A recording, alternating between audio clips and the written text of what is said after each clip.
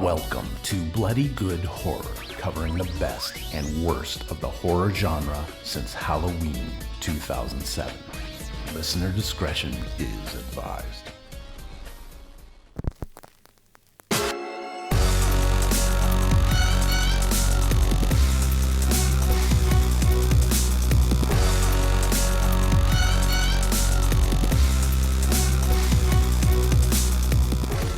Hello everybody and welcome to another exciting episode of Bloody Good Horror. My name's Eric, I'll be your host for this evening. I'm the editor-in-chief over at bloodygoodhorror.com, and we are here tonight to discuss Pride and Prejudice and zombies. Not Prejudice, is that what I wrote, Mark? Yeah, Prejudice. Prejudice. Joining me tonight. That's a different movie. Joining me That tonight. sounds like a Marlon Wayans movie. A little bit of an abbreviated crew, but I have a feeling it's going to be fun tonight. First up, he didn't see the movie, but he's here anyway. His name is Joe. I plan to drink my way through this episode. This is the second episode in a few months that Schnars is not here for, but he saw the movie. Yeah, that's got to be disappointing. Yeah, not his favorite thing that happens. Next up, bearded webmaster. His name is Mark. Why, hello.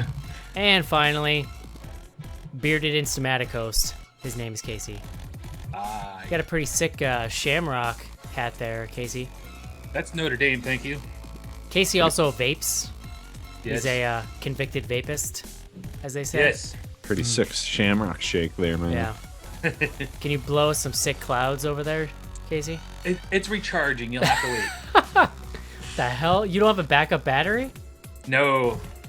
I'm don't- not pro yet. Just don't buy those cheap batteries. You're going to burn your house down. Don't hook it up to a hoverboard or Yeah. something. I'm waiting until the day it explodes in my face and I can sue the company, and then I don't have to worry about paying for college anymore. Well, you just said that on the air, so it's probably not going to work out. Fellas, I did zero prep for this show. Sweet. So, just get weird. Yeah. What's going on in horror right now?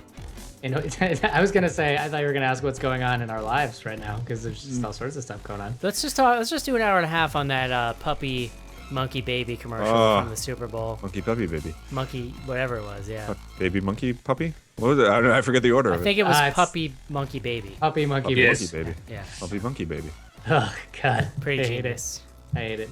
I loved it. Joe, they did a little bit of a redux too of the throw like a girl spot. It was a little different. I don't know if it was the same company even, but I there missed was. that. Yeah, it wasn't as good. It wasn't Yeah. it wasn't. as Hashtag good. get a daughter. No, I missed it. I didn't see that. I judge my female empowerment commercials based on how teary eyed I think Joe will be while it's on. Oh, it doesn't take much.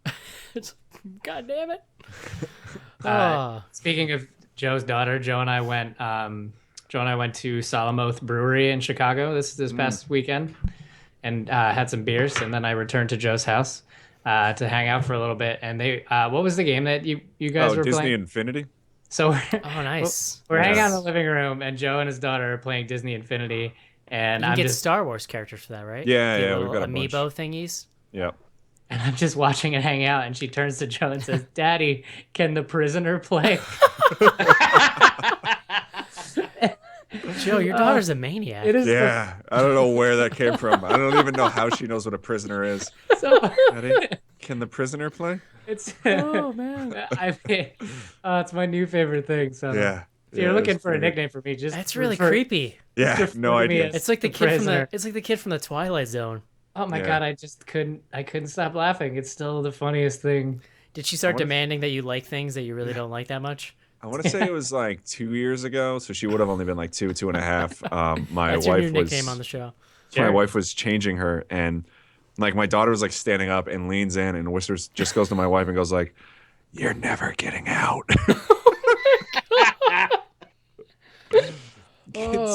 Kids are fucking frightening. Last night she refused to eat until I shook her hand. I don't know. No. Shake my hand. God, that's. Oh my God, I can't even deal with that. Yeah. Wow. Yeah. Wow. Every day is a gift. So who would have thought that Joe and I went out and had beers together, and the most interesting thing was a weird thing that his daughter said. Yeah. Yeah. Where'd you guys go, Toby? I was gonna say Salamoth Toby Hooper. Brewing, That's something different. Salamoth Brewery out in Naperville, Illinois, which is what, 45 minutes outside of the city, Mark? Yeah, it's like the third warehouse behind 6 other warehouses. I'm pretty surprised there's anything worth going to any distance outside of the city. I mean, I wouldn't Warehouses say that seem- there. I wouldn't say that there is. There's that, and then there's like 10 Taekwondo places directly next Yeah. to it. Well, you want to get Warehouses drunk are and popular with, snap some necks. microbrews. What else are you gonna do? You know? Yeah, Casey, you're right. I mean, so like Lagunitas is another example. They have a brewery, their brewery in Chicago on the south side that is like just a warehouse in the middle of fucking nowhere, like pretty far south in the city. Yeah. Yeah. Just because it's cheap. Joe, Yeah. speaking of beer, I'd like to get your thoughts on this year's Budweiser spot. Oh man. Here's what I'm gonna say. I'm actually, you know what? I'm not gonna lie. When I was in Florida, I did drink a lot of Budweiser because my uncle well- was a big Budweiser guy. I thought you were gonna say you did drink and drive a lot. You live in Florida, you might as well just go full Florida, right? But I feel like the spot, it's still dumb, right? But they walked it back a little bit. It was smarter. It was more just like trying to work up their base and less like by talking smack about somebody else. Yeah, they made like I don't know. There was a couple like comments about like you don't put an orange on this or something, which is like most like breweries that put out like a wheat beer like say don't do that anyway. So Well, don't they also own Shock Top, which was also airing commercials? where they're well, talking yeah, I orange? mean the whole thing's like the big thing last year was they said like pumpkin whatever type beer, it and was they like had pumpkin just peach ale or something. yeah whatever it was, and they had just bought Elysian Brewery. I forget where they're based out of, but like they made the exact same beer that they were making fun of in that commercial. So I mean whatever. So, I honestly, it had some sick trap music in it too, which I'm a fan of. But Yeah. I mean, it thought kind it of was is what it is. It was Like, better. It was less like less I don't know, antagonistic while still being Yeah. super ignorant and dumb. There's I a thought couple you of guys jabs were in there. talking. I thought you guys were talking about the Helen Mirren drunk driving ad. No, that's pretty good too, though. I've never seen that. Usually, it's like they try to blackmail you with like you feeling guilty, but this time was just pure shame. Oh yeah. What was last year was the I forget what insurance company, but like the dead kid one that like everybody was talking about after. Right. Wait, no, that wasn't the texting, was it, or was it? No, it was an insurance company, and like it was just showing. It was like a TV like smashed on the floor or something, and like then it had this kid that like died, and like you need to have like I don't know what the hell the point was, but it was pretty like it was a kid talking about all the things that happened, and then at the end he's like, "But I died like a week ago or something." It's fucking weird. You know what? I had completely blocked that one out, but now I do remember there being an incredibly awkward commercial. Yeah. It's so sad. Yeah, it was kind of a weak year, I thought, in general. I don't know. I liked the astronaut commercial with the old dude Yeah. who got all excited when his son gave him the car, but they were like cutting it with him. That was an actual astronaut, by the way. I later learned. I liked nobody talks about it, but there was that Jeff Goldblum apartments.com one, Yeah, it was okay. which I thought was hilarious. Like he gets to the top and he's like Wheezy, and it's whatever the hell his name was. I also, for the first year ever, was like really busy doing something else during. Like I wasn't yeah, that I concerned. did not pay attention. Like, Mainly, and longtime Playing with your listeners will dinghy. be amused by this, but I finally gave in, and Schnars taught me a couple things about how to use Gmail properly. Oh. And so I basically I had 600. I was there when it happened. I by had the way. It was just 600 as funny as fucking you think it emails is. in my inbox, and I was and a lot of them were Bloody Good Horror ones. So yeah, sorry for that, listeners. But no, I'm pretty sure I had been weeding out like fan mail. But like if we ever don't read it, if it wasn't super long, because that's definitely a reason why I won't read something. turns out Mark resigned 3 years But ago. if it's not super long, there's just small possibility Then it it gets goes this whole lost in time. my inbox. But anyway, so I was going through every email and like adding addresses to certain lists and like weeding everything out. And I did it. I got through 600 emails during the Super Bowl. And then a week later, you picked a fight with a random computer repair guy on Twitter. Oh my God. What was that about? Oh, so Windows 10 now twice has reset my file extension association. So, like MP3s, right? Like, let's say you always want them to play in Windows Media or iTunes or whatever. You can right click and set default program. It's twice changed that on me, and that screwed up stuff with the show. So I tweeted about it. And some like 70-year-old dude with a tech blog starts arguing with me, and I was trying to let it go, and he kept coming back and be like, "No, give me an example of how this happened. I would like to know." And I was just like, "Dude, leave me alone, man!" Like he started harassing me about it. It was I wouldn't even call what It he was doing polite harassing. harassment. It was the most mild back and forth, but it was so funny because neither one of you would quit. It was like a glove fight with like food safety. He gloves, really is got my basically goat, what it man. was. I'm like, look, when I want like tech tips on my Victrola, I'll be sure to call you up. And, you know, when my car won't crank up in the morning, I'll give you a buzz. Wow. That's somebody that's obviously a technology blogger and not working in IT. No, he because I don't. totally is. But he has like his own. So what he does is, so Mark was like stalking his Twitter. He basically is like Don't turn this on me. He's a self-proclaimed like he'll get on your computer remotely and help you fix it, basically. But it was really simple shit you would have seen 15 years ago. And Like steal your naked stuff. It was like virus removal and I'll get rid of your adware. And it's like, you know, that was. But that's my point. That's my point. He doesn't obviously work in IT because I've been in IT 20 years now. I don't want to fix your shit. Yeah, no, he So really I'm not wanted. going to volunteer information. So like, there's a billion tweets of him just finding like random people on Twitter complaining about tech stuff and then just saying, hey, I'll get on your computer remotely and fix it for you. And there was something in particular, Mark, that was really funny, but I can't remember what it was right now. Yep. Yeah. I can't either. So Yeah. that's a really limp ending to that story. Anyway, that guy, Yeah. my shenanigans for the week. You guys, do you want to talk about? I saw some YouTube stuff pop up this weekend. You want to talk about that? Sure. So Well, since yeah. you So wanna talk about it. it was well, actually, it was kind of all disaster. But I started streaming this game Soma, but unfortunately, so it's like a first-person kind of it's exploration. It's a little horror survival, but it's kind of like a really fucking scary adventure game almost because you're really just like poking at the world and trying to learn the story. What I unfortunately discovered was that my computer cannot really handle like full-on 3D environments and streaming at the same time because if anybody was watching it, like I'm sure the frame rate was unwatchable. It was like real bad on the stream's end. So then I kind I of watched it actually. It wasn't that bad. Really? So Yeah. I don't know. I went back and watched it. It was a little rough. Maybe I'll go check it out again. I took it offline for now because I wasn't that impressed with the quality. But Maybe you should ask your friend to help. my friend, yeah, he probably knows all about game streaming. He probably knows that's a thing. So anyway, I switched gears after that, and the next day I streamed some more Party Hard. I am officially stuck on the rooftop level in Las Vegas. Shit is hard as hell. Hard. It's fun though.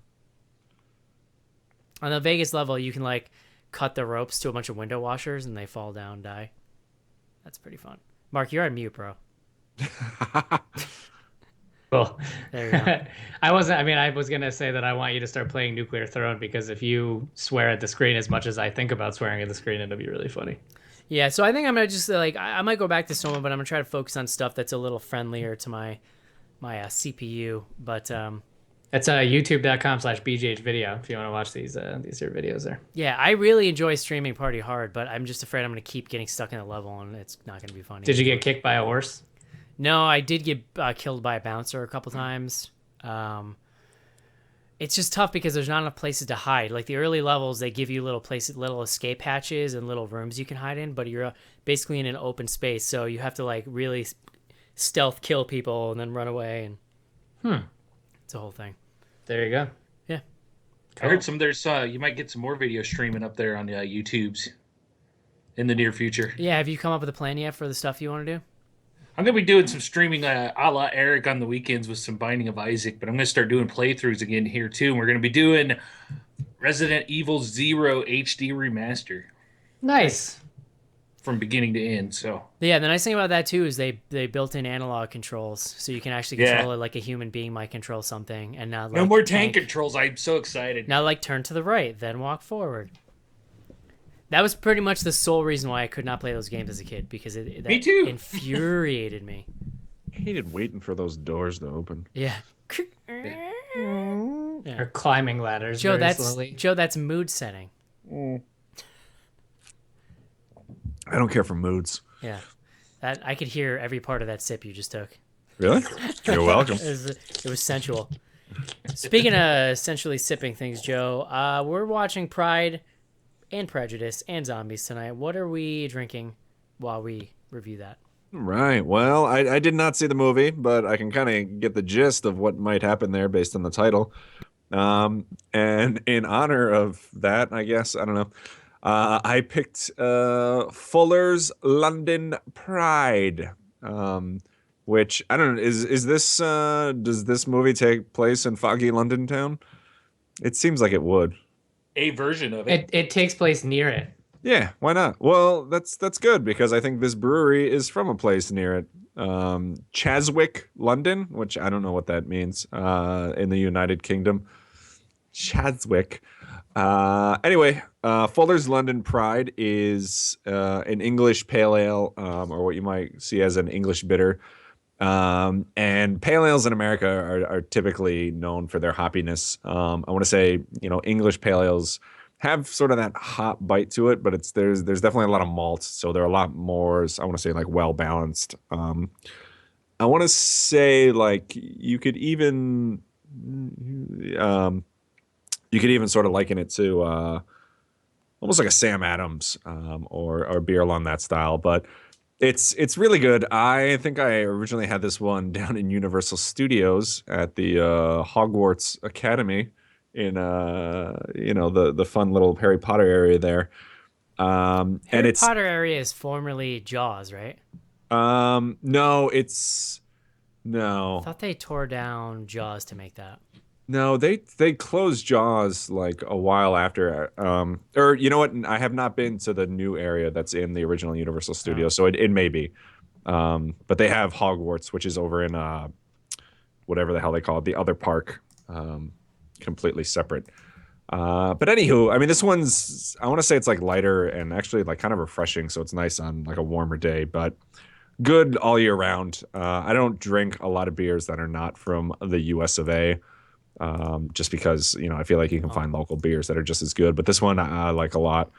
Comes in at about 4.7% alcohol, so not super high. So you can definitely have a gaggle of these without having any sort of problem.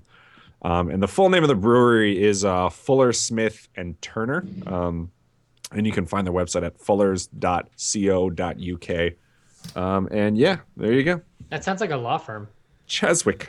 Cheswick Miller and Macmillan Miller. It may be. I don't know. Yeah. Clown penis step fart. All the other ones were taken. All right, Joe, thank you for that. That is the beer recommendation with Joe, something you get every week here on Bloody Good Horror. And with that, let's take a quick break and get to the review. Jesus wept. This is Jake Busey. You're listening to the Bloody Good Horror Podcast.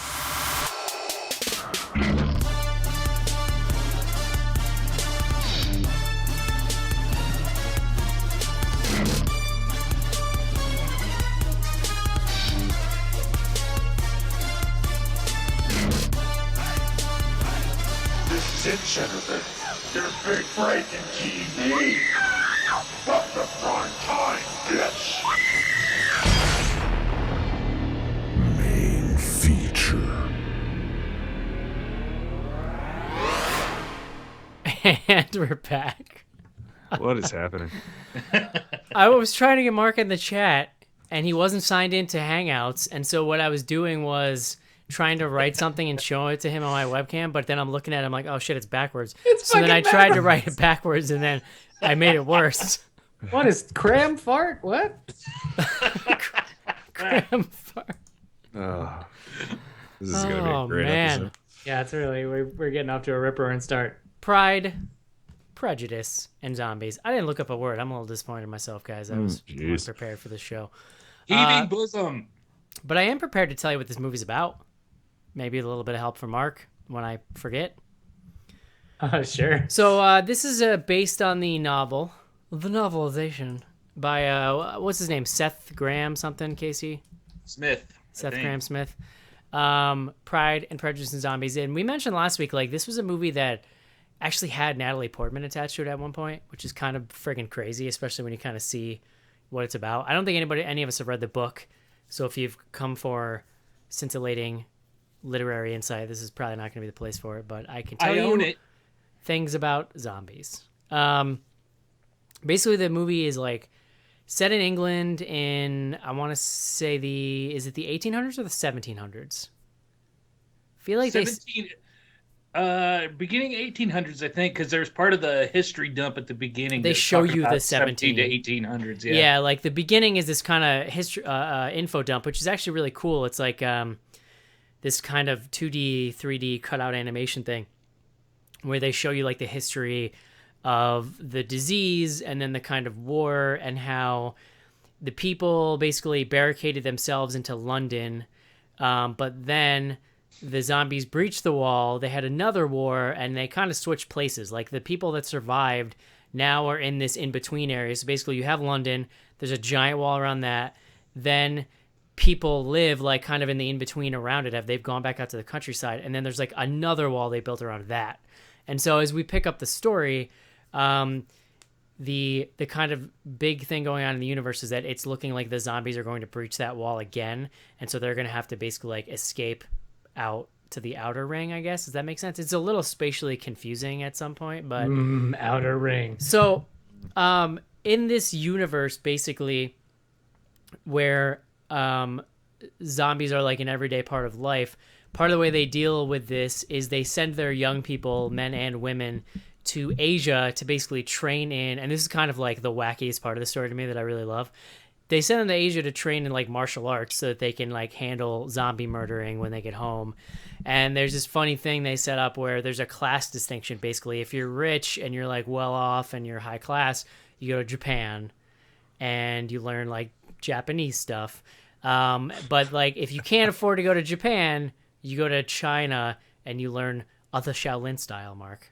As the Wu-Tang would call it. And the Wu-Tang. Yeah. That is what the Wu-Tang So you have a family led by Charles Dance, who is one Mr. Chuck D. Tywin Lannister from Game of Thrones. Also Joe's favorite character from that movie with Eddie Murphy. Sweet Brother Noonsy. Is that Oh yeah, sweet brother Numsy. So he's got a wife and he's got like 4 or 5 daughters who've all been trained in the Shaolin arts. And they're just complete ass kickers, and so He got all of the daughters. Yeah, there's this funny, it's the whole movie is it's actually like kind of a comedy, which we'll talk about, but the whole movie is this juxtaposition between this kind of like, I don't know, Victorian era like refinement and fanciness mixed with like this crazy weird samurai zombie fighting thing, and like they get dressed up to go to the ball. And they've got the like corset on, all this stuff, but they've got like knives in their leg things. I don't know. Like that's kind of what's going on. There is a general dude who shows up who's kind of like, I think the character was written as handsome, but I would take umbrage with the casting a little bit. We can talk about that. He becomes kind of a love interest. There's another. He was a British 7. The one-eyed. Oh my god. The one-eyed dude from Boardwalk Empire shows up at some point and starts kind of complicating things. Lena Headey plays this like legendary zombie killer lady. Not to be confused with Lena Dunham. All right. This legendary zombie Dunham. killer lady who's like now kind of famous in British lore for like fighting off hordes of zombies throughout this like crisis. So she plays into it, and it all builds up to basically this one big battle at the wall at the end, and the kind of battle to escape the zone that's about to be flooded with zombies. I didn't hear what you guys said. I'm just trying to carry on, man. You guys are killing me. Wouldn't it have been I fun said if not Jeff to be Dunham was confused. in this? I said not to be confused with Lena Dunham, and Joe said not to Hey. be confused with Jeff Dunham. We gotta kill them zombies. God, I He shows fucking up with hate like a puppet. Just a Jeff Dunham so much. racist puppet. On a stick. Yeah. So yeah, that's Pride and Prejudice and Zombies. So Mark, what'd you think? Yeah. Were you like looking forward to this? How were you feeling going in? No, I was definitely not looking forward to this. I had every expectation that it was just going to be some like throwaway, shitty PG-13 action movie, a la the kind of Universal revivals that we've PG-13? seen lately. Yeah, definitely. It's fairly gory though. Well, so that's the thing is that I thought that this like I went in with low to no expectations, and this actually exceeded my very low expectations. I think it's really funny. I think the action is pretty awesome. I think like the thing that sort of saves this, and I am not familiar with the written material, so I can't compare it. But it's not like it's very very very tongue in cheek, and I think that whole humor and writing comes through the whole thing and makes it pretty fun. It's really well acted, I thought. Everyone kind of dedicates themselves to the concept. The one thing that I will say that I think we'll all probably say is that it does get. I actually didn't mind the whole like romantic angle, but it definitely gets bogged down in it as you get towards the end. Yeah. the actual ending and like the last, all the kind of crazy shit that happens is awesome. But there is a period in the like second and third act that is just all full on like, my lover has disappeared. What did you say to him? And they Oh like no, go, my lover. Where's my lover? Yeah. yeah. So Shin that she, stuff shin kind of she. You sucked are ass. But despicable. yeah, but Yeah, the it's rest- not super actiony, but like my biggest hope going in was like maybe get some rain fights type action, well, and some there's like lots dumb of, Resident Evil slow motion fighting, and it's in there. and lots Yeah. of creative ways to stretch the rating, right? Like they kind of alluded to this in the trailer, but like someone will be stabbing a zombie and you'll actually see it from the zombie's perspective, which is great because something like really gory is happening, but you don't actually see the full on gore. So I thought that there was like a lot of really clever tricks. It's like, funny. I didn't think about the rating, and at no point, like I didn't know it going in. At no point did I think, "Wow, this feels like a neutered PG-13 movie." right. Yeah, Um, that's a good point actually, because the zombie vision was it turned the screen red. So yeah, they hit a lot. That's Yeah. a pretty good way to handle it. Casey, what'd you think of this? I have not read the book. My wife read it and was a big fan. I had no real excitement over it because this movie's had some development hell in the back, in the past, so I wasn't really expecting much. I had a lot of fun with it. I thought it was pretty fun. I like the tongue-in-cheekiness of it. I'm kind of right on par with Mark. I didn't mind the romance part of it. Part of it's probably how much I've been getting into Downton Abbey, so some of that kind of Yeah, I could see. I into the could same see it thread there. scratching that itch for you. Sure. Yeah, but it does get bogged down a bit in it. There's a long stretch for a movie called Pride and Prejudice and Zombies. There's a long stretch for like 30 minutes where there's no zombie stuff. Well, that's where you get the Pride and the Prejudice in. Casey. It's true. You gotta. They do use Well, those no, words. I mean you get the Pride and the Prejudice. You got three. For the romance and stuff that they're working in there too. They're doing a good job. They do make sure they say those words too. There's definitely a scene where they're like, "He has too much pride," and then like 3 scenes later, it's like, "You sir are prejudiced." It's just like it's funny. But And this is the that's a same dude that this is the same dude that wrote Abe Lincoln's Vampire Hunter, or is it or Zombie? Is it? I think that's different, but I don't know. Who knows? The way Abe movie. You mean You mean the author or the person who the adapted author? it? Yes. I don't know. The You have to look authors it up. that wrote the books, same one that wrote the Abe Lincoln one. If nothing else, these things are a fun way, especially if you're into literature and writing and stuff like that. They're fun experiments in world building, and it was pretty cool to see how they made this 1800s England zombie infested and kind of the stuff they came up with. Yeah, I mean that's definitely my favorite part. I would say I'm with Mark. Like this film mostly exceeded my very low expectations. I think that probably when this first came out, the book was really hot. You had Natalie Portman attached to it for a short amount of time. I think they probably had like grand visions for this being this big crossover like action movie comedy or something. And then, as it languished, I'm sure they thought like, well, this property kind of isn't as hot as it is. And so it sort of just got spit out on the other end as a fairly respectable, like fun B movie. It's really like, it's definitely a B movie and not just because of the material. Like it feels like one from beginning to end. You know what I mean? And I think that the action is a lot of fun. There's definitely multiple scenes of like all the sisters walking in slow-mo with like sighs and like flipping knives around. Like listen, I'm a simple man, Mark. It doesn't take a lot to, win me over with that kind of thing. It's very funny, which I had no expectation of going in. Like I didn't realize. It's funny. I don't know if I'd call it very funny, I guess. Yeah. So I just, I hate to even mention this on the site, but I often look at Rotten Tomatoes just to get kind of a general idea I'm sorry, it's Tomatoes. Rotten Tomatoes. Rotten Tomatoes with a D. And it seems like a lot of these reviews are not aware that this was I mean, that's kind of an interesting thing. I wish someone had read it because I don't even think John had, but John. Eric, I already sent you a bunch of pictures. They're like right there. I don't think that's true. Oh, sweet gift, bro. Yeah, thanks, man. Nice So work. yeah, I mean, it's an interesting thing, right? Like, and I'm actually seeing a lot of this with reactions to Deadpool 2. It's like people are commenting on this movie as if it's not based, as if the first time that this concept was used was in this movie and not in a book previously. And it's the same sort of thing with Deadpool. Like a lot of the criticisms you're hearing are like fans of Deadpool are familiar with the tone of it, and people hear it and they're like, this is just terrible. So it's kind of fascinating. I really wish that. So people are looking at this and saying like, oh, zombies are so played out without really understanding they're like, yeah, well, this has been in development forever, and it wasn't a hot idea at some point. Is that kind of But what you're saying? yeah, like this seems like it's just laughing at Austen. It feels like anti-fan fiction. Like what the fuck? Like Yeah. this is not. What does that mean? What is laughing at Austin? This is why I don't read Rotten As in Tomatoes like because as Jane Austen. it's just so pretentious. I was all with that you, stuff. Mark. I had no idea. Again, Sounds like I- a shitty alt rock band. I pretty much haven't read a movie review since Roger Ebert died. Oh. Except Never I do have a book of his reviews from the 80s that I keep in the bathroom. Except for all of our reviewers, you read all their reviews on bloodygoodhorror.com, right? Oh. Come on, But see, Mark. some of that stuff is what I really liked about this for us hardened horror fans. They really play with the zombie conventions in this thing. Yeah. And it's not obnoxious, and it doesn't feel like every other zombie movie. There's a nice so my overall the biggest thing that I love about this is that it's just great to see zombies in a different setting, and that's Yeah. what makes it really fun. Like you're not shooting them with guns, and there's no modern trappings. It's like, and I'm actually like a sucker for like fancy, believe it or not, like fancy period piece films. Like I love that shit. I don't know why. So this is like Casey was saying about the Downton Abbey thing. This is a really fascinating mashup of that stuff.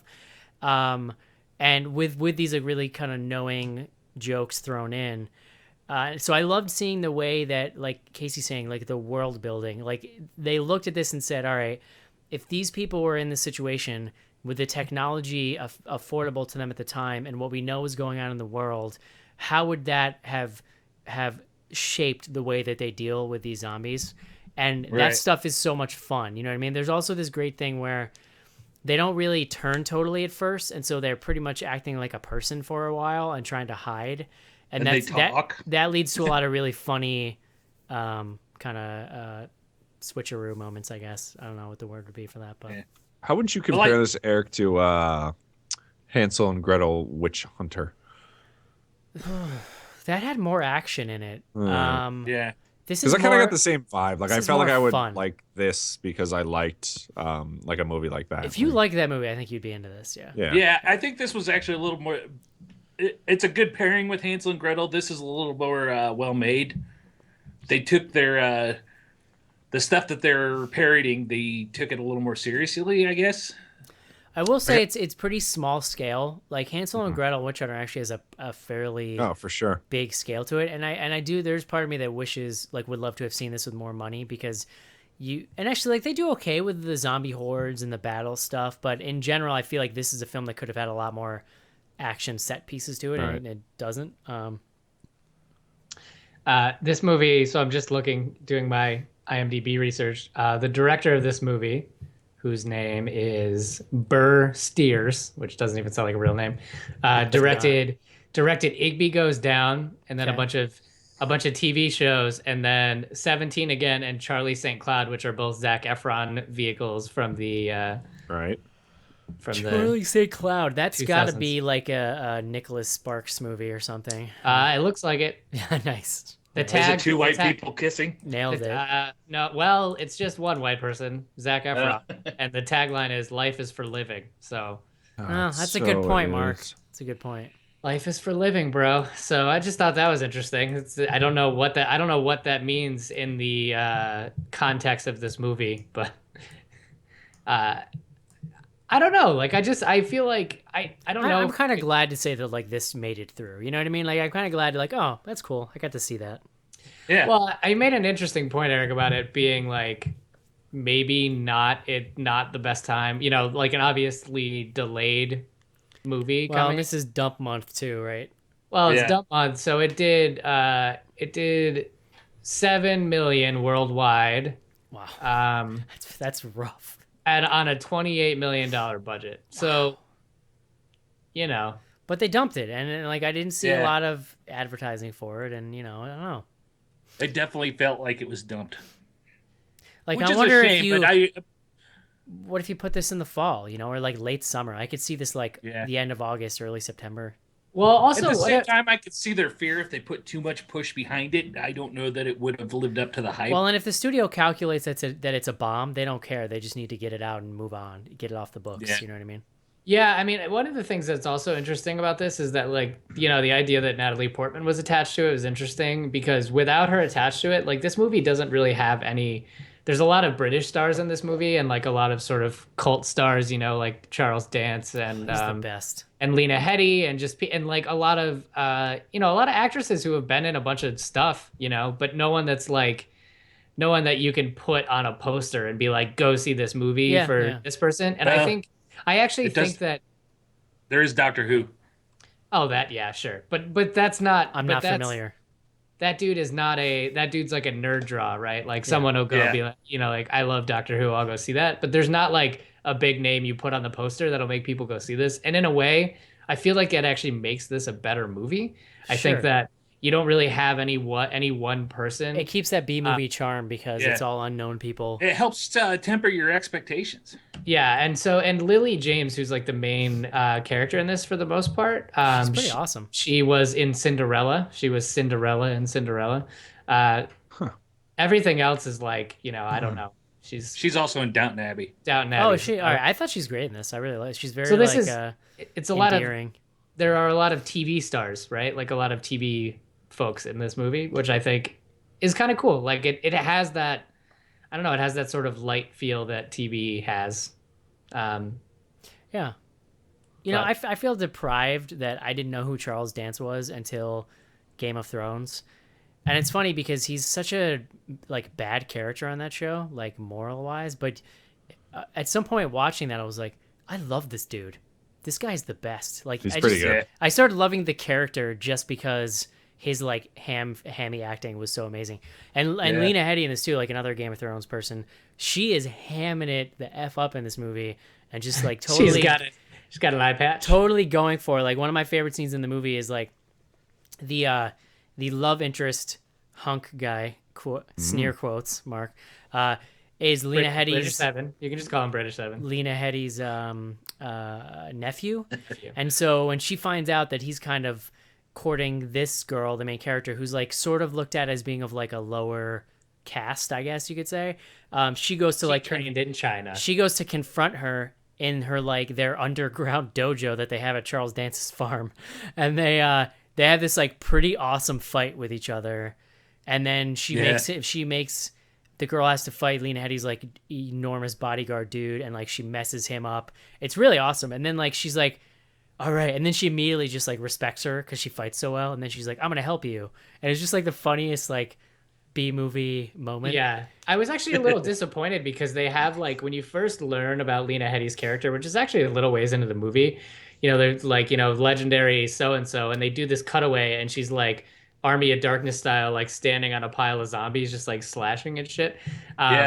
And then they don't really do a lot with her. She was pretty underused, which was kind of a bummer because I thought that would be cool. But like overall, too, one thing that we haven't talked about, which I'm sure is directly from the book.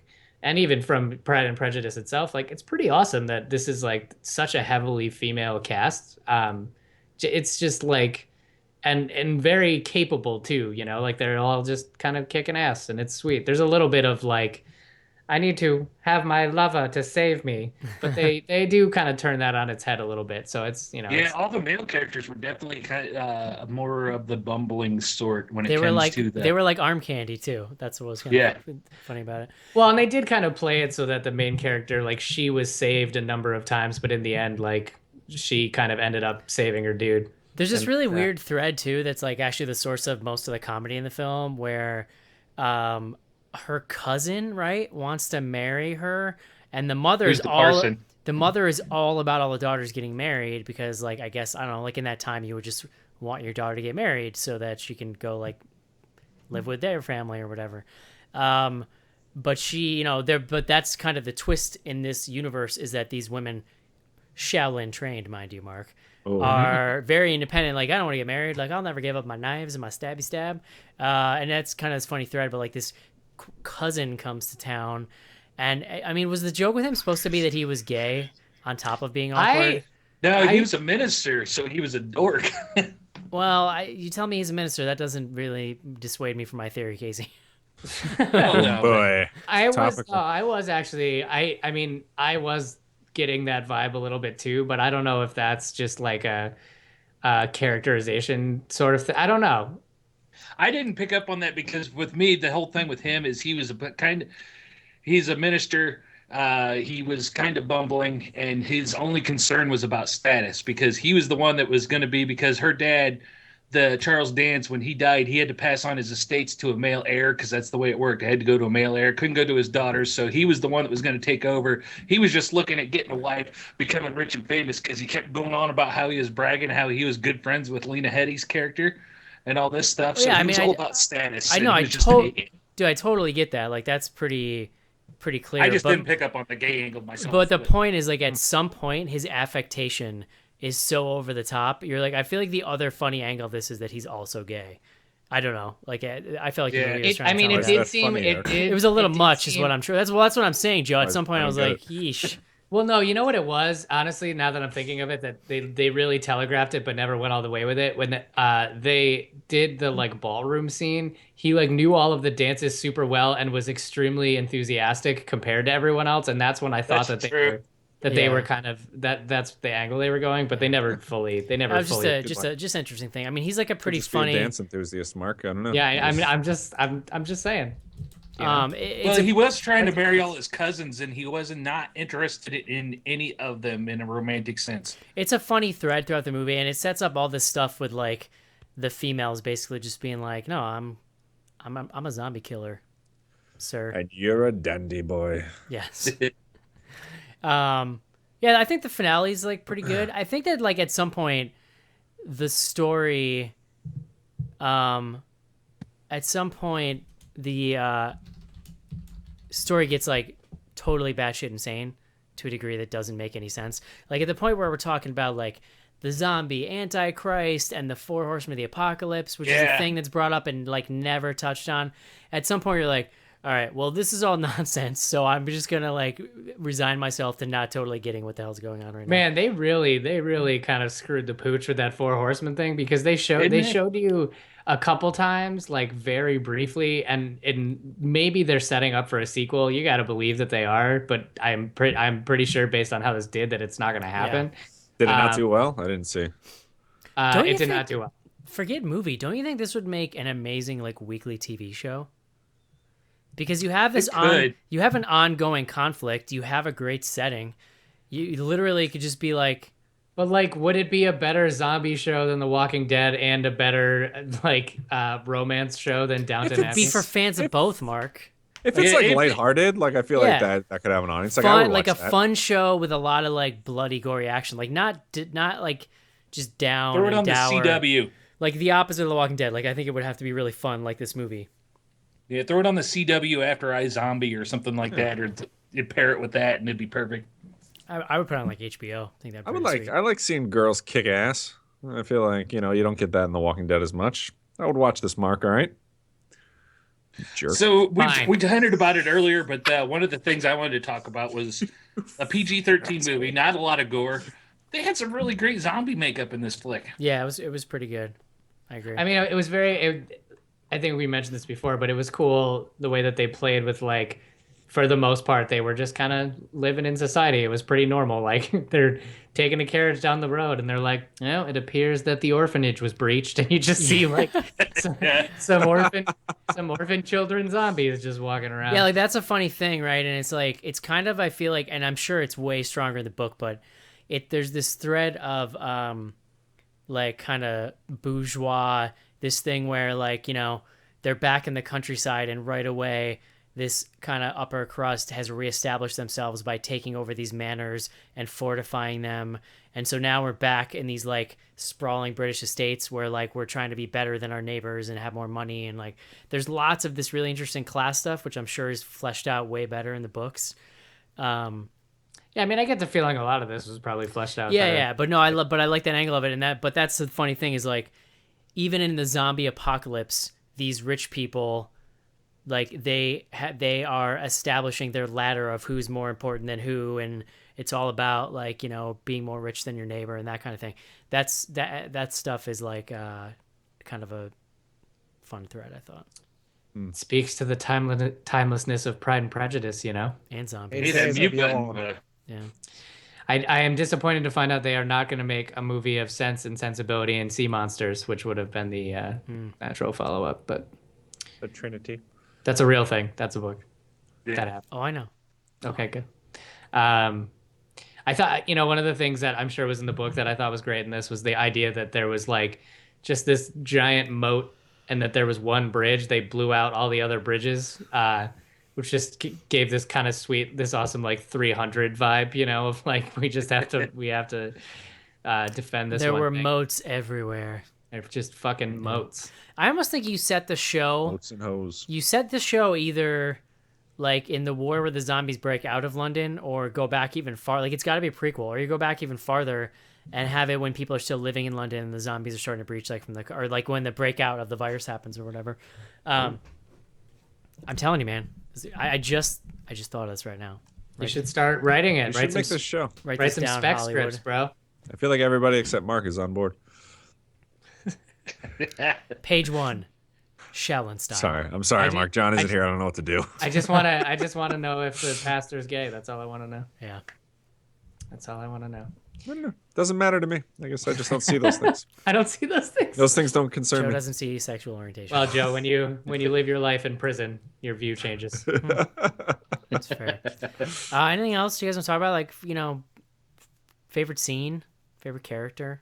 The early fight scene at the first ball was really awesome when we got to see the sisters go into action. That was really well shot. Absolutely. And like that has my favorite shot of the movie, which is the aforementioned slow motion, like walking in and like flipping the dress and pulling the knife. Like it was. And then they were slow motion going into like battle formation, and it was pretty cool. I mean, the best moments of these movies, right, are like when it just breaks out and when shit breaks out into a fight. Like the scene with the two kind of main romantic interests. They're like Fights just break out randomly all the they time just in the get middle in of like a- everyday conversations. Well, it's so funny because they get in a fight, which is the equivalent in another movie of like getting into an argument, and at the end of the fight, her like Corson's like busted open because in the midst of the fight he like took his sword to it or whatever, and she's just like sitting with her head in her hands crying, and it's like it that happened because of a fight scene, like and they just other people walk in the room like what the fuck happened, and you kind of get that feeling as a viewer too. So those scenes are so fun. Like that's when it's and that scene that you were talking about in the kind of dungeon, like that was just so awesome. The action pretty clearly is the best part of this, especially when it's kind of played up for humor, and that kind of it to me redeems like what could have been a terrible movie, I guess, right? I actually we didn't really talk about him, but I really, really enjoyed the actor whose name I wish I knew. That is the one-eyed guy from Boardwalk Empire. Like all I kept thinking in this is he's doing a lot with some really stupid material that he's got to say. He's pretty good. He was in American Hustle also. And I thought he was really which good. one was really he? good, man. I want to see the dude in more things. In American Hustle? Or in what? Now, which guy in this movie are you talking He is about? the zombie bad guy, let's call him. Oh, okay. Yeah. That's funny because you mentioned that in the email, and that was the last email I read about talking about the one-eyed guy from Boardwalk Empire. I literally spent this entire movie looking at these guys in this movie thinking, I wonder which one would look normal with one eye. Yeah, I mean, the only reason why I just watched Boardwalk Empire last year all in like one clip, so it's just very much still in my headspace. And bonus Joe, he's handsome as all hell. Oh, he's a good-looking gentleman, Yeah. for sure. Cuts a figure. Beautiful chin. Yeah, yes. Yeah. Chin of Yep. steel. I did notice that. See, Mark, I'm okay with that. That's cool, man. Mark's Good for done you. with you, Joe. Good for you. We got our once every 3 months hanging out. I need a break from Joe. Next one's your wedding. I mean, like, that's Oh man, no, the bachelor party's next. bachelor party. I have been pushing for you to get engaged for years, Mark. Just so we could have this bachelor party. I I know. cannot wait. All of your plans are coming together. Mark, is there a movie guide for this? I feel like there might be. Oh, there should be. Man, I didn't even think about it. I'm off my shit tonight. I'm not sure what to do, Joe, because I gotta work that Friday, Really? and everybody's going out Friday, right? Well, I'm driving because the From Chicago. yeah, the Oh wife my and kid God, and you I really were want to making- go to that party? Well, we have been planning on spending like a week in New York, so we're gonna drive, and the wife's gonna drop me off, and then pick me up on like Sunday. So I'm not gonna get there though, probably like 8 o'clock or 9 o'clock at night. So Yeah, I can't decide if I want to just like leave from work and get there 10 or 11, or I don't know why I was just thinking. So of should Vegas we and Austin. should we give everyone the address too so they can come? Sure. That would be fun, right? Let's do a meetup. Let's invite everybody. How many people do you think would really drive to the middle of the fucking Adirondacks? I don't want to find out. I do. Joe@bloodygoodhorror.com. Email me. I will send you guys the address. Step-for-step instructions. Oh man! All right, are you guys ready for this movie guide? Never been more ready. All right, movie guide is the moral compass by which we measure the movies that we watch. It features light Christian moral worldview with some positive moral messages. Sacrifice, prayer, cross. That's it, cross. Character goes to church and zombies are taking communion, but restricting themselves from zombie appetite. and Catholic references diminished by some pagan content. Plus, a priest makes a vulgar implication towards a man and a homosexual joke. No foul language. Strong and sometimes scary violence includes violence against the zombies. Zombies are bloody with skin falling off, killing zombies that look mangled, and martial arts action. No sexual content, but there's there's Unless you count all the heating except bosoms. one homosexual joke. Woman's dress comes open and undergarments shown. Alcohol use and drunkenness, no smoking, and lying, pride, prejudice, and lying done by villain. And prejudice lying. What was they pagan really in fucked this that up. movie? It could have just been pride, prejudice. What was pagan in and this zombies. movie, Mark? I mean, everything that is not Christian is pagan by the, measurement. I mean, I like pagan things, so I'm just making sure I didn't miss something here. Zombies, I assume, are I think pagan the somewhere, right? Yeah, zombie, okay, all right, that makes sense. Yeah. It's People like- are reborn, but they're reborn as You know, zombies. Just a Not good old case of the old mixed pagan worldview, Mark. You know, Yeah, that's right. our children Completely- reading the Harry Potter, becoming Surprisingly warlocks. devoid of moral Alakazam. relativism. Wow.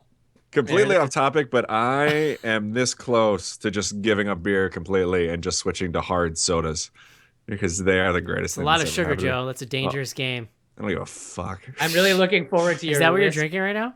Yeah, hard orange cream ale from Coney Oh Island Brewing. my god. Joe, that I'm sounds I'm amazing. really looking forward to your lisp when all your teeth fall out. Whatever, bro. I just learned about hard ginger ale, which sounds pretty amazing. That's what I was drinking last weekend on the show, and it is delicious.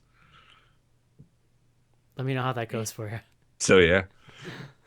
All right, guys. Would you recommend this here film, Mark? Sure. Casey? Yes.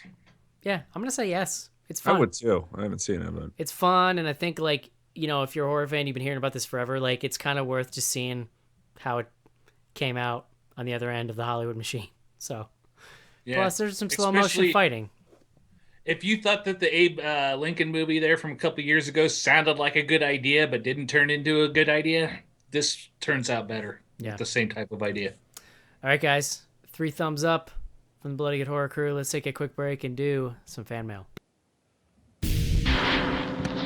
Sally, I hear something. Stop! Stop! This is the movie that is just as real, just as close,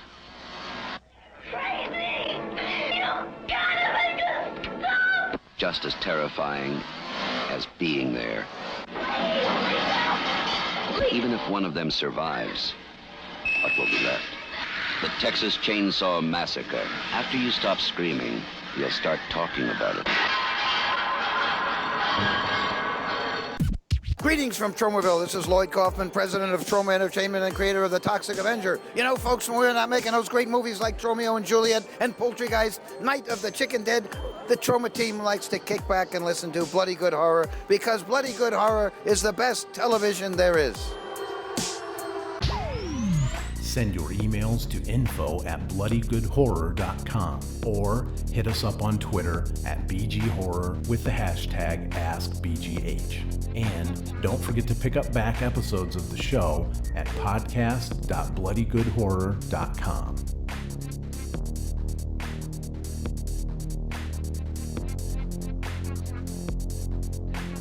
And we are back. yeah. Back Boy, howdy. to read fan mail. If you're unfamiliar, Mark, this is mail from our fans. Just in case you didn't know. First up, Mad for Muff. Hey there, gang. Another great review of The Boy.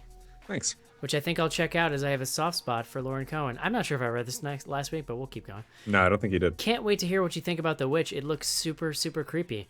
I know it's not horror, but do you have any plans to review Deadpool? It looks like it's going to be a gore-soaked laugh fest. It's been a long time coming. Lastly, guys, promise me if you ever bring out a mobile app, please include a Joe soundboard with all of his crazy impressions and accents. Hours of fun for the whole family, LOL. Oh, I appreciate that. Take care, Mad Formuff.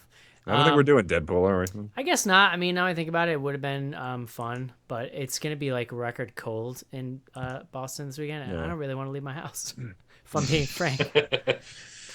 I feel like that's a stretch for us even. Not really. I mean, we've done stuff that's way more of a stretch than that, but if it came in the summer, like we probably would review it. Yeah. Like, especially doing staff picks and stuff now, like I think it's just not necessarily the time to do it. Which reminds me, I don't know if we know what we're doing next week. I think it's Casey's, right? Which is what? I believe so. It is Katamari. Yakuza Apocalypse. Katamari Damakarasai. It's Pokemon the movie. Yeah, nice. Katamari Democracy. Did you guys see the Pokemon commercial in the Super Bowl? No. Nintendo took out. It was like you wouldn't have known it until the very, very end. It's like all these like people and kids watching TV, and they're like, I can do that. And it's all this like inspirational music, and then at the end, they're literally in a stadium fighting with their like Pokeballs or whatever. Oh, jeez. And it's like, I guess it's the 20th anniversary of Pokemon. So it was like I don't know. It's a little. Well, now I feel old. PR. I can do that if I. Pokemon's got their new couch. app, new Pokemon Go coming too, which is going to allow you to catch Pokemon in the real world. Yeah, I saw that. That's It's gonna be like augmented reality, basically. Yes. That Do stuff. you think there's any Pokemans in the south side of Chicago? Oh, That Christ. stuff I bet. fascinates me, man. That stuff is super, super. Just gonna walk around with my phone up in the air, just not paying attention. I mean, in 10 years, like we're all gonna be walking around with like some type of AR and just probably playing games randomly and not listening to people when they're talking to us. And Oh man, it's kind of I'm into it. I can't even figure out my Xbox One. I can't do this. Joe, I thought of you the other day because every once in a while, like, so, you know, you have your headphones with the iPhone, right? And you hit play, and normally it'll play whatever was last playing. So, like, a podcast or, like, Spotify. But if it's been, like, a long time since you did that, it loses that information or whatever. And it just starts playing whatever's in your music folder. So, which I don't use anymore because I just use Spotify. And so I hit play the other day and something started playing. I'm like, what the hell is this? Because I haven't put any music on this new phone because I don't use it. And then I realized it's that GD U2 album that nobody wanted on this. That was years ago. They're still putting that on people's phones. Nobody wanted it. And then if longtime listeners I remember, they're like, everybody's complaining that it was there. Joe was the one person on earth who couldn't figure out how to get it. It took me 4 weeks to get that goddamn thing on my phone. That is fucking hilarious. So I got it, Joe. I just want to let you know. You probably have it somewhere too. I would love to hear it. It's so funny. Fucking U2 album, That's man. God awesome. damn it. I don't want that, Apple. I was so mad. Oh my God. So funny. The best. I forgot all about that. I keep forgetting to tell you about it because like I immediately thought of you. Next up, Brian Laster. I'd like to pitch the creation of a new spin-off podcast entitled The Real Significant Others of BGH. Each week, a group of people significant to the lives of the BGH crew, spouses, partners, friends, family, etc., come together to discuss what it's like living with you weirdos. It would be podcasting gold. Also, a couple weeks ago, someone wrote in asking for suggestions of horror comics. I haven't been reading them for a few years, but can recommend Witches with a Y. That's like wings, Mark. WYNGZ. An American Vampire, and I've been hearing good things about Lock and Key, Harrow County, Rachel Rising, Afterlife with Archie, and The Chilling Adventures of Sabrina. Hope The that Teenage Witch? Hope that helps. Wait, what? Feel free to hit me up on Twitter at BE Lassiter if you have any questions. Those Archie books are pretty ace. Is that like Archie, like the Archie comic? Yes, with zombies. Huh. I like that you call them Ace. It's Isn't pretty that what good. the They've kid actually in Super 8 kept saying? What did that kid keep saying? Remember that? He's like, oh, that's mint. yeah. Oh, that's mint. Really? Am I the only one that remembers Super 8? No? I No, don't you're remember right. details. Mark, That was a stop good clicking movie, on though. cookies over there. I'm not even doing that. You can see the reflection of my screen in the window. You'd know if I was clicking cookies. Info at bloodygoodhorror.com is the email address. We're also on Twitter at BG Horror with the hashtag AskBGH. Mark, Twitter's about to start doing something that drives me insane about Facebook. It's about to start showing me tweets like out of time order based on what it thinks I want to see. Just as I thought you were rule. going to say it's going to invite your extended family members to participate. Mark, my Twitter's about to get real weird and racist. Yeah. Oh boy. Oh man. No Obama.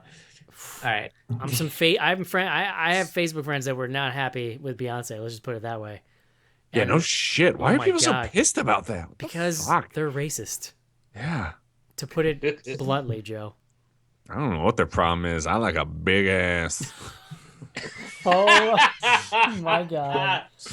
She can Moving on. she can say There it whatever the is. fuck she wants about me. Oh my word. People watching at home can now see that my face is bright red. So I skipped this one. I think I skipped this one last week. This is from franchise MPLS.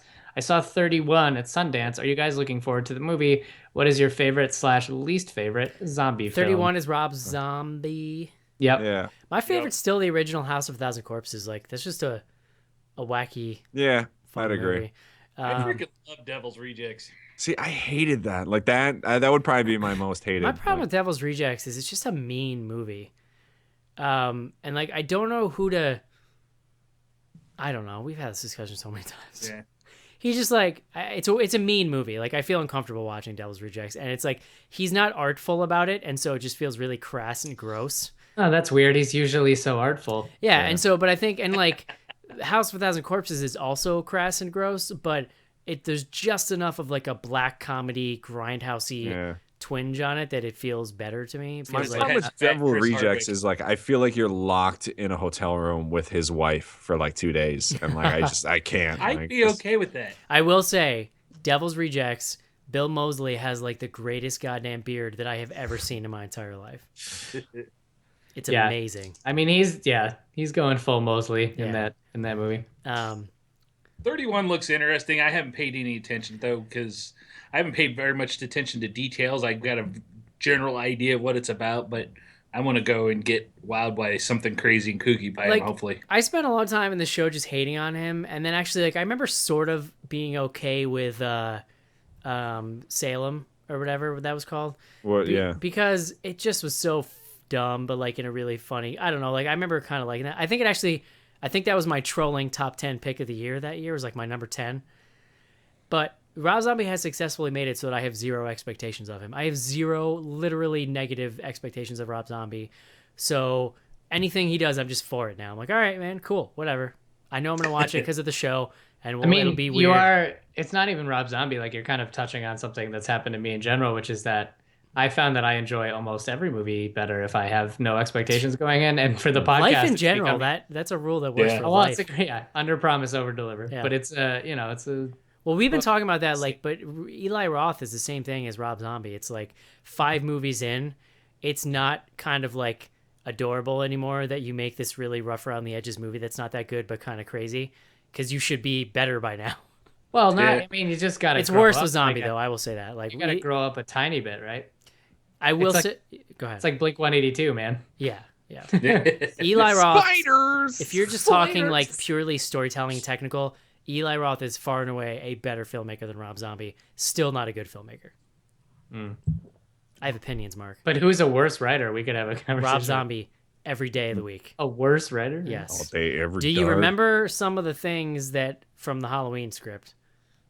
No, I actually blocked it off. Do you remember the things William Forsythe was shouting at Sherry Moon Zombie over breakfast? I do remember that because they do both have this thing though where they write from the perspective of like a 12-year-old boy and in a non-ironic way. Yeah. My mom's a stripper, so I'm gonna be a serial killer. Wah. Love Love Hurts is gonna play while I cry in the stoop because this is character building. Next one's from Effort JB. How many gosh damn beers do I have to drink for you jabronis to add me on Untapped? Oh shit. That'd be a Joe and Mark thing. I'm not on. I Joe really get shamed backed me up off on of my Untapped. If you've added me on Untapped and I haven't accepted you, it's because I only like bring up Untapped once a week, and I almost never check my ads. Wait, so. what was his name? Effort JB, Brett English. Brett English. I don't even see him on my invite list, so Send it again, bro. I'll put that on you. I will say Untapped just released an update, and you can now scan the barcode of beers, Ooh, and it is the Ooh. greatest That's thing awesome. ever. Yeah, That's it's really awesome. good. Sweet. So yeah, All right. Add us again if we haven't added you, and we will add you. Next one is from X1 Animosity 1X. What road/street name would be a great horror movie title that you have come across? And he sent a picture of a road called Hell for Certain. Wow.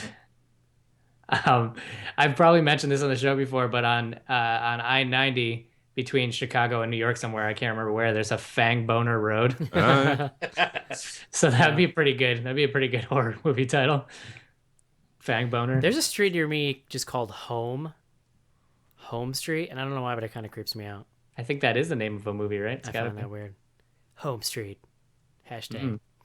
Mm-hmm. I also Anything I remember driving my cousin's wedding in South Carolina and or North Carolina maybe, and stopping at a rest stop and seeing Plantation Road, and I remember being like, "Oh, I'm in the South now." That's how you know. Yeah. Yep. Northern street names are all just like trees. Just like, oh, I'm on like whatever Sandalwood Avenue, you know. There's a neighborhood across the street from me that's all horse racing names. That's cool. Nice. Not really. Secretariat. Yeah, Yeah. Yes. it's different. I'm into Yep. it. My favorite, this is not the question, but my favorite horse name of all time is Salty Prince. That's my favorite. I don't know why. We won big on that horse. We grew up. I probably won $20 on Salty Prince, and I do it again. All right. It's funny next because one- it's like kind of a wiener thing. right. Yeah. I always just bet on the filthiest sounding horror horse names. Next one is from Dean Lucechester. Did Darcy's voice bother you as much as it bothered me? Darcy is the British Seven. Are you gonna make me talk more shit about this guy? He had a weird face, Mark. He's got a weird way about him. His all of his teeth were like inverted like this and like all crossing over one another. Like I'm not sure how he eats food, if I'm being honest. boy. I'm guessing actually, And he has pretty this very well, like, he does have a very like grating British accent as well. I mean, Eric, I'm guessing he actually eats food better than most people because if you ever used like one of those like He cross-cutting, could just tear it apart. one of those Can't cross-cutting get away from Yeah, it. it's like Goddamn those snake. it's like those Wolverine claws you use for like pulled pork, you know? It's like yeah, that. like cross-cutting paper shredder or those scissors that are like multiple things like- lined up. He's actually really helpful to have around because like if you have a bunch of credit cards you need to shred, he can just help you out. Bloody Good Horror podcast full of perfect. Like, hey, you got data CDs you need to get rid of? British 7. British I'm gonna say like British 5. I don't know. That's just me. But this movie presupposes that he's like a worldly 10. No, that's not true. He's just rich as fuck. That's the whole point. Yeah. Is that he's Yeah, like okay. a rich Olden jerk. times. Just a funny looking gentleman. All right, next one is from B. Lassiter. Are any of the crew planning to attend Mad Monster Party in Charlotte, North Carolina this March 25th, 27th? Nope. That's a ridiculous That's question. way too far away. What are you doing? I've never even heard of that. That's but silly I like, talk. I like the name of it. I will probably. I missed Rock and Shock in Worcester this year, but I might try to go. Let's give these guys some free publicity. Who's going to be there? Oh, China's going to be there. Oh. Of wrestling and pornography fame. with a She Y. follows the Bloody Good Horror account. Oh, I bet she does. She probably didn't before she became a porn star, right? That's Mark. yeah. When they make you, they do the background check, the testing, they make you sign the papers, and they're like, okay, step this way, we'll have you follow Bloody Good Horror, and then you're There you officially a go. porn star. There's this guy Joe. You're gonna need to become familiar with him if you're gonna do this job right. Do you know who Ben? I don't know if this is how you pronounce his last name. It's either Ben Franzum or Franchum. Do you know who that is, Eric? Nope. That is Peter from What We Do in Shadows. He's gonna be there. Cool. Peter, the Nosferatu guy. Yeah, the really old guy. Peter's not coming to the meeting. He's 8,000 years old. Yeah, so there you go. China, Linda Blair. I was pushing that movie on Pussy. somebody today. This dude I work with. It's on like HBO now, so a bunch of people I work with like it randomly pops up. They start talking about. I gotta say and too. It's been in So the news because spinoff. I'm back on Shudder now, and I will have to rescind some of my shit talking about that service because like the selection is actually pretty decent now. And the curating thing, like I don't know if we necessarily need the curating thing, but I guess if you are like bored and you just it helps to kind of get the juices flowing a little bit, figure out. Man, what I you don't watch, know but if you guys Tell get me the more. Opera's on there, Mark. I love Opera. Opera. I don't know if you guys get the El Rey network. You familiar? No, I don't have cable. I know what it is. I don't. The have it. Lana Del Rey network. No, would you guys? I am 1,000% certain It's, Joe has already made that. I don't know joke if on the he show. owns it or runs it, but Holy. it's you guys are the fucking worst. It is Jeff run. Dunham. Would you fucking stop it? God damn it. Oh god. You guys. Go on. So El Rey Network is it's a half like Spanish language network. But it's the network that Lucha Underground is on, if you guys have ever heard of that. Right. And it was launched by Robert Rodriguez. One of the things that's very interesting about it is they show horror movies like all the fucking time, like horror movies and old kung fu movies. It's really cool. But I think it's mostly like major areas that get it. So we get it in Chicago, and you probably get it in Boston, but it's pretty awesome. I don't have cable, Mark. Sorry. Oh man, you guys are just too cool for school. I don't even own a TV. We're Yeah, off okay. the grid. No, Anywho. I do have TVs. Dry chicken. All right, this one is All TVs everywhere. from Super Vince 2000, my new favorite. For Beer Guts character, going to Boulder/Denver this weekend. What brew pub should I hit? The weed store. There's that. Yeah, I do not know much about Boulder, but I definitely have some recommendations if you are going to Denver. First and foremost, the guy we went to high school with. yeah, you got to hit up Renegade Brewing. Not even just because we know the owner, but they put out such super good beers. And they usually have food trucks outside with really good food if you're looking for things of that nature. I would say definitely hit up Wynkoop, which is a brew pub, and they're one of the more well-known brew pubs in the area. And if you want to see like a really beautiful brewery, like check out Epic Brewing. Just amazing. They just redid their place. It's super, super awesome. And just like a really good bar. Their old, I mean, it's still a train station, but they actually remodeled the inside of the whatever they call like the Denver train station. But they have the terminal bar in there, and it's awesome. Like you're pretty much like hanging out in a train station, but they have this really, really nice bar and like couches and stuff you can hang out with. And honestly, like if you want to email me, joe@bloodygoodhorror.com, like I'd be happy to send you some more stuff. Like I love Denver. Like there's such great breweries there. Nice. Yeah. I love food. I like, man. food trucks or like you go to a beer fest and they got good food. Yeah. We went to this one once here and they served chocolate dipped sugar waffles, which I'm not sure if you're familiar with a sugar waffle, but it's like a big fat Belgian waffle It's that's nothing dipped, like it sounds. That's dipped in donut glaze all the way across, and then they also dip it in chocolate, and they just hand it to you like just in this little piece of parchment paper, like that's supposed to help you with this whole situation. I've seen a lot of people, Joe, I'm sure you've seen this, do the necklace thing where they wear a necklace that they have a lot of snacks hanging from Like that they then pretzels and slowly stuff, eat throughout usually. the night.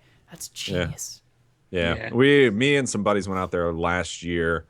We didn't actually go to the Great American Beer Fest, but we just kind of hung around and like went to a bunch of bars and breweries and stuff. And it was the best trip I've had. Like Denver is such a great town. I had to stop the beer fest at some point because like you just go too hard in the paint. They're not like, I mean, I like the idea and I like going to them, but like you try like 5 beers and then all of a sudden you kind of like lose track of what you're even drinking. Like I couldn't tell you any good beer that I ever drank at a I beer basically fest. almost poisoned myself at every single one. Yeah. Like that's the fun, like that's Too far, man. We couldn't get tickets and then I was kind of bummed, but then like, even talking to our buddy who owns the brewery out there, he's like, it's more fun just going to the breweries around that time because they have like special beers on tap that they made, and like there's just like a ton of brewers in town, and like especially knowing him, like he ended up taking us to like all these sort of like insider things that like only like brewers could get into. It was really fun. Like I don't know the name of the bar, but like we went to one that was like it was like a craft like cocktail bar, like because all these brewers went after the fest and they're like, I don't even want to fucking see a beer, like they're drinking like Manhattans and stuff, but like it's all these like sort of surly like giant bearded guys like hanging out. You know who I learned recently drinks Manhattans? John Schnars. Oh, well, yeah. Well, that makes sense. I was like, of course, that's what you would drink. Dude, Manhattans are delicious. Yeah, it's just, but it's Schnars. Like he lives in Manhattan, he's drinking them. Yeah. It's like, come on, bro. I'll have one of these. Like I like really the character of Schnars that I make is not a real person, but then I hang out with him and I'm like, well, maybe it's sort of a real person. I did get to have Sam Adams Utopias once, which Oh, yeah. For sure. was an experience. I will say it tasted what I imagine paint varnish tastes like. Well, but the crazy thing is because I was with you at the time, it was at a beer fest, and it was like they were basically just trying to get rid of the rest of it at the end of a beer fest. So if you're talking like the taste of it was so strong that it cut through just this insane drunkenness from the beer fest and was real intense. It was a flavor. It was a real flavor. I just did my first beer fest like 2 weeks ago. Yeah, they're fun. Nice. They're fun. I'm a fan of the experience. You gotta do it in the summer though. Like I've been to a couple outdoor ones too, which are just awesome. Yeah, the outdoor ones are kind of nice because they don't give you that feeling of like claustrophobia when you're. Yeah. Oh, but then you're like potentially baking in the sun for hours, which is not great. But Well, you just wear a nice Kangol hat and don't get sunburned. or not, or don't wear a Kangol hat. I don't know. Either way, I mean, or do you like know? a sick bucket hat. Yeah, or just a bucket. Just wear a fucking bucket. On your Last week we were talking about Joe going to college in the '90s. Yeah. I bet you, Joe. I bet you there's a bucket hat in Joe's closet somewhere. There's gotta be. What the hell's a bucket hat? You know the Gilligan hat. Booty hat. Yeah, it's got your college's name on the it. New Radicals. Yeah, I sure. gotta find a Shoots picture with of Becky it. and Hansen, Yeah. Courtney Love, and Marilyn Manson. Yes, Joe, that guy from the New Radicals in that one video does wear a bucket hat. You're right. Yes, he does. I gotta find a picture of my '90s college hat. It You're was all purple fake, and it run was to made your like that mansions. hippie hemp like material, and it was all like floppy on one side. It's when I had a lot of hair. I'd tuck it all up inside. It was awesome. What It a is. what a dumb fucking song that was, Joe. Oh my god, I loved it though. It's great. I love that he took like pot shots at like Marilyn Manson and stuff. It was kind of fun. I had a FUBU hat in college. FUBU, sure. FUBU Yeah, made you bucket did. hats. I went to school in the hard streets of Philadelphia. God damn it. I bought some Echo jeans once. We all did. Let's move on. Those things were sick. Okay, great. This one is Masters. from Bomb Pop Caper. What will the next novel/horror mashup be? The Grapes of Wraiths, The Great Ghost Bee, Ooh. or Demon in the Iron Mask? I like the first one. Yeah. Yeah. I feel like it's over. Like I feel like Yeah, like this movie, I feel like they probably wanted to cancel this movie at some point, but had already sunk so much money into the license, they probably just let it slowly limp to a death in theaters in February just to I get mean, it out. Pride and Prejudice and Zombies came out like 6 or 7 years Yeah, ago. it's been a if I long remember time. correctly. Yeah. So it's, it sort of predated like the crazy mashup culture that's been going on since then. And it's just like, I mean, I think that it's book too much. too is like probably. I think that book has been highly influential on genre stuff in general and just the pop culture. yeah, they may have missed their window a little bit on that. Yeah, I think they totally did. All right, we've got 2 more. This one's from The Louch. This is a good one. The city you currently live in and your favorite pizza and burger place in said town. Christ. I'll go first, give you guys some time. So, I currently live in Chicago. My favorite pizza is there's 2 places. One of them is Pequod's, which is like if you want the most acceptable sort of Chicago style lasagna pizza, you go to Pequod's. It's really good. And then there's a pizza place down the street from me, and for some reason my brain is totally short-circuiting, but I will come up with it in a minute. And my favorite burger place is called Owen and Engine. It's like a sort of British pubby type place, and they have an incredible burger there. Yeah, I don't really have an answer for the pizza one. There's not a lot of good pizza in Boston. Oh, to be honest with you. Dante's. Dante's is the name of my favorite pizza place in Chicago. But we do have, and I haven't eaten there, but I hear it's pretty good. Wahlburgers, which is Oh. the Wahlberg Brothers burger place. Yes. That started here. I think they're branching out now, right? Is there a Chicago one now? Like they're starting to open them in other cities now. They're opening one in Orlando, I know. If I'm being honest though, if I'm going to get like, I just want just a ignorant burger. Like I'm going to Five Guys. That's my jam. I will say, so I'm also in Chicago. Bad Apple, I feel like is a really good burger place here with a really good beer list. And Pizza in Chicago, I would say the best you're gonna get is Sbarro, because this fucking hellhole of a town does Yeah. not know how to make a Joe, goddamn you pizza. would like Dante's. The reason I like Dante's is because it's the only place that has like a New York style Yeah, I pizza. mean that's There what's is nice. a- Like Boston is close enough to New York to where it's Yeah. pretty similar. Like it's not the same, but it's close. I've had a couple places that are like New York style, but they charge you like $4 for a goddamn slice. Like, Oh yeah, Dante's is extremely expensive. yeah, it's bullshit. Fuck this See, I town. grew up outside. I live outside Indianapolis. I grew up with Giordano's out of Chicago being the fancy stuff that you got, Yeah. which we now have in Indy now too. that So deep it's dish exciting to get the Chicago deep dish, which is kind of soupy. So If you're super hungry and don't want to shit for a week, go to Giordano's. Lou Malnati's, I mean, I like their deep dish pizza. I'm so fucking angry. I'm sorry. We got to move on. I'm so angry right now. That's I'm someday. so mad. What was that Facebook post? Like one day Joe posts this picture of just this Oh. little sad-looking square piece of Yeah, pizza that was all they cut shriveled it in up. fucking squares like you're at a goddamn kids party. And what did you? What was you were like Chicago? I hate you so much, or something like It's that. just like, what is wrong with you? Like, and I've done some research. Like, the story behind this is it was started by, and I don't know the name I of the think bar, square but pizza's like, okay for the record, but that piece was pretty. no, weird it's looking. miserable. Like so it was, the style started from a bar that would give it out to like fucking coal miners or something, like after working to like get them to hang around and like eat and drink more beer, but it was like free. So like pretty much their entire thin crust style is based off of like giving it away for free because it's garbage and they just want people to hang around. Plebe food. So I hate it here so in much. central Indiana, my favorite, especially if it's like homegrown pizza, you got to go with Pizza King, which Joe would hate because it's thin crust and it's cut in squares, little bitty squares, but man, it's good. And then for burgers, you got to go with Bub's Burgers. Just Yeah, like It was on Man versus Food. You get the oh, nice. I can't think of the name of it now, but they get like a full, like a pound burger that's Yeah. as big as a plate. It's There good is stuff. actually, now that you say that, there's a place called Eagles Deli that's down by Boston College that was on Man versus Food that does oh make a yeah, pretty yeah, sick I've burger. seen that one. But it's funny, I like growing up in New York, I never understood that pizza wasn't the same everywhere until I moved to Florida. Yeah. And I was like, what are you people doing? Like, have you ever eaten at a California pizza kitchen? That is the biggest load of horse shit you will ever. Yeah, that's disgusting. It's better than anything you will get in this death city that we live in. Fucking assholes. It's just so bad. I Like get Florida. so mad. We could have a pizza podcast. I actually want to start trying to find a New York slice in Chicago podcast with Joe. There is one, Mark, and I forget the name of the place, but it's right down the street from Peace Pizza. And the wife and I, like, it's like a half an hour drive for us, but like, I know what you're talking about. Santulo's. yes, there you go. I'm not Like, gonna that's lie though, pretty good. Joe. The last slice I had at Sbarro's was pretty good. Yeah, exactly.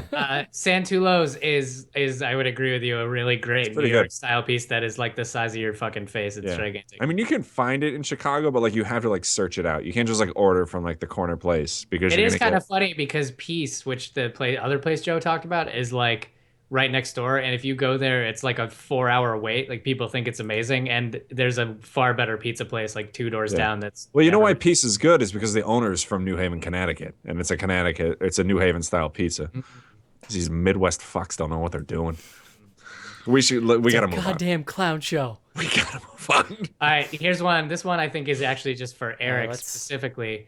Mary F. Kill. Nope. Yaddle, Greta, Force Awakens, Carrie Fisher. I would kill Yaddle 3 times because she is an abomination of all that is good in this world. I don't know. I didn't realize I was supposed to be a female. It's, Like, well, that's the thing. It's Yoda in a mullet wig is all that. it's Yoda with like a comb over. Yeah, comb over mullet. If Yoda and so- Donald Trump had a baby, like it would be Yaddle. It's Yaddle so Trump? unnerving to look at. It's just Yeah. bizarre. Yeah, we're not gonna do the rest of that, but we will acknowledge Yaddle on the show. Listen, take a time machine back to 7 years ago, and I probably would have done an F, Marry, Kill on the show. Not gonna happen now. Yeah, I've grown, Mark. yeah. I mean, Andy, you're married, so you'd have to go through something to pick one of these people to marry. You know. Yeah. So that's it for the Twitter. All right. If you're married to a Jedi, do you get like force powers by proxy? Well, they can't get married though, right? No, Han didn't. Right. Good point. Can they be sexually transmitted? Midi-chlorians. Right. Well, I get midichlorians on me. Oh, you got midichlorians in my eye. Oh, okay. Bloody Good Horror. Internet. It's a website. What's the movie next week, Casey? Yakuza Apocalypse. Ah, Christ. Joe's getting excited already. Ah, fuck. Yeah. Japanese and gory. I don't know. I'm into it. Swords. We haven't done a real weird movie like that in a long time. Like we did. That's Didn't we do Tokyo Gore Police. Tokyo Yeah. Gore Yes. Police? Yes. Did we do Machine Girl? I feel like we did. I think we Yep. did Machine Girl too. Yeah. Like right around the same time. I mean, Yeah. I could have picked Big Tits Zombie. It's That's the name. That's the name of a movie. It's probably for the best. is. Yeah, it is. Yeah, You could have. I've heard of that. So that's what we're doing Not next to be week. confused with Tiny Wiener Zombie. Yakuza Apocalypse next week. The info@bloodygoodhorror.com is the email address. Check us out on Instagram. Check us out on youtube.com/bloodygoodhorror. If you want access to all the back episodes, you can go to podcast.com. Nope. You can go to bloodygoodhorror.com/podcast, right? I don't fucking know. /gov. Or if you want to check out our Patreon, which will also, in addition to giving you access to the back episodes, you can get this weekly video feed of us doing the show. You can watch it live or get access to it right after it's posted. And you get like lovely emails from Schnars every week, like personalized emails, which is really nice. So, Not really personalized. well, to a small group of people, let's say. Dear Yeah. blank. Yeah. It's not like he's like emailing like, "Hey Tim, how's the kids?" Little don't know Billy's that. so big now. Yeah, you're right. It's- Yeah. You only pledged $1, Joe. You don't know what he sends. Billy's coach really should be starting him. He's crazy. Yeah, what an asshole. Yeah. That kid's Mark, got a cannon for an arm. Mark, what was today's review at bloodygoodhorror.com? Oh Jesus, you're really gonna put me on the spot like that? Synchronicity. I just started the music, so we need to fill for like a minute. All right, cool. I can talk. Synchronicity and Body were two reviews that went up today. Synchronicity, wow. Yeah. Yeah. Also, if you haven't seen I can't believe we didn't talk about this. The Purge election year trailer is on Bloody Good Horror. You should watch it, and maybe we'll talk about it next week. Also, I'm putting up a list by the time you hear this, hopefully, or shortly thereafter. Colin has a list of the top 10 horror couples you wouldn't want to go on a date with, which is it's a cute Put a little wheel. romantic Valentine's Day deal. Yeah, and we have new reviews every day. We are welcoming Andrew to the site this week, who posted a list of the top 5 horror shows from the 1950s. Wow. He's going to be like it. doing Deep he's, cut. He's going to be doing lists for the decades. So That's Oh. black and white times. keep an eye out. That's right. Yeah. Awesome. So Tons of yeah. stuff going on over at Bloody lots Good of Horror. stuff. BloodyGoodHorror.com. You said something that I had a comment about, and now I can't remember. Was it Yaddle? No. No. She dies. I want to know more about how she dies. It's It on might be on the Clone Wars show. Might I think happen on I the show. feel like it was in a comic book because after you Yeah. posted, I started reading about Okay, it. yes, yeah, it was part of the like Legend series. Now that's not canon or whatever. Like she was like in prison for like 6 million years. Or Joe, something you and ridiculous. I should do a Star Wars podcast where we just talk about like one character every week. There would be so many inaccurate facts. Yeah. I don't know. I heard she was Here's the married thing to about Yoda. Greedo. Here's the Oh man, you see a lot of Greedo people in this Clone Wars cartoon, but it's weird because they're like just other people. Yeah. Yeah, you should check it out, Joe. I started it. It's on Netflix. Star Wars Rebels gets really good reviews too, and like we Yeah. started watching it, and I The just key is you gotta watch Clone Wars in the right order because they aired them out of order. yeah. So this is how nerdy I am. I have pictures saved to my favorites on my phone that have the list of the order to watch them in. That's a good call. Yeah. Technology, Mark. Nice. All right, guys. Smart. Nerds. We got them. Nerds. This is your home for it at Bloody Good Horror. Yep. That's it. Next week, Yakuza Apocalypse. Hope you enjoyed the show. We'll talk to you then. Adios. Konnichiwa. Bye-bye.